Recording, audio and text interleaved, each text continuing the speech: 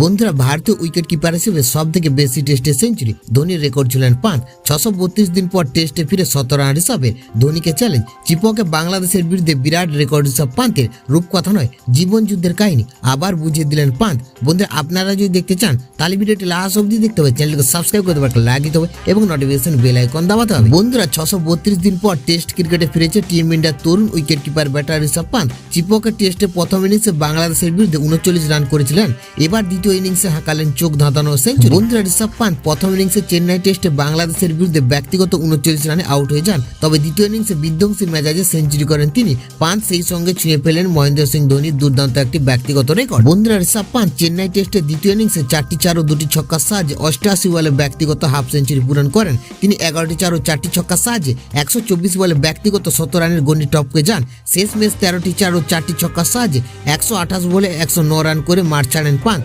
ঋষভের test career এটি ষষ্ঠ 100 run. বন্ধুরা, ঋষভ পান্ত ভারতীয় উইকেট কিপারদের মধ্যে সব থেকে বেশি টেস্টে সেঞ্চুরি নিরিখে মহেন্দ্র সিং ধোনিকে ছুঁয়ে ফেললেন। ধোনি 90টি টেস্টে 144 ইনিংসে ব্যাট করে 6টি টেস্ট সেঞ্চুরি করেছেন।